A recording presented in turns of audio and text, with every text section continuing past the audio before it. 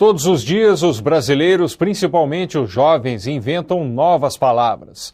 São gírias, expressões regionais e termos estrangeiros adaptados. Muitos têm vida curta, outros nem tanto. É o que você vê na 4ª reportagem da série sobre a língua portuguesa. A gente costuma falar, tipo, e aí, velho? Essa fala gíria.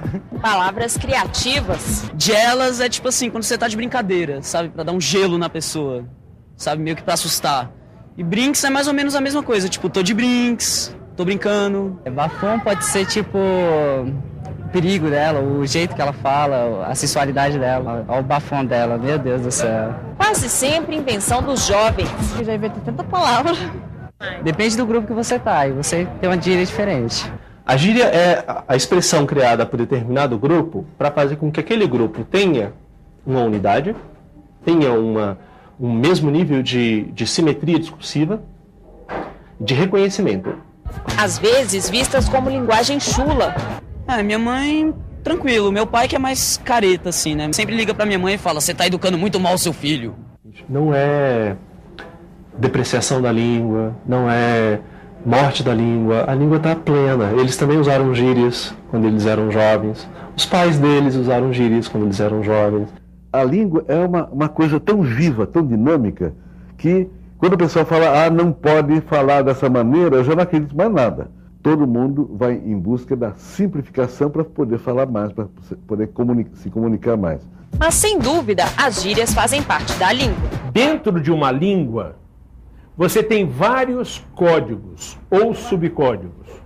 Você tem a norma culta, você tem as normas regionais, você tem as normas profissionais, você tem as normas populares, você tem o calão, percebeu? Você tem a gíria, tudo isso pertence à língua. Cada 5 anos, mais ou menos, a língua muda, né? Vem novas formas de comunicar, novas maneiras, novas gírias, novas expressões, modismos. Eu tive que acompanhar tudo isso. Primeiro porque eu estava com a criançada crescendo e falando comigo. Segundo porque eu vivo disso, escrevo história em quadrinhos, tenho que comunicar. Terceiro, é mandamento da história em quadrinhos falar a língua atual, a língua do momento. Gírias, expressões regionais, termos estrangeiros e neologismos, como as famosas palavras inventadas por Guimarães Rosa. Como eles podem chegar a um dicionário? Se uma palavra tem expressividade daquilo que ela quer exprimir, ou seja, se ela realmente tem expressividade. Se ela realmente está em uso, se ela não é uma criação momentânea ou de criação unilateral de alguém.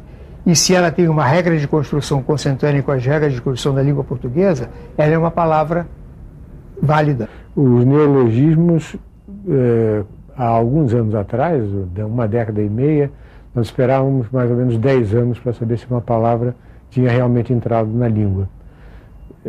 Fazia parte do vocabulário e não da parte que a língua se perde no movimento dela, né?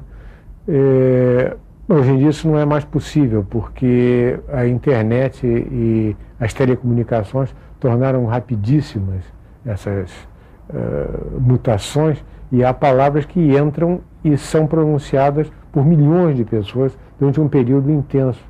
E isso faz com que a gente tenha que dicionarizar tais palavras, né? Os instrumentos são tão ágeis que nos permitem acompanhar a língua à medida que ela evolui, que a língua é viva. As outras línguas talvez não tragam esse grande cenário, né, para o poeta trabalhar, para o artista da música e o letrista colocar a sua criatividade para fora.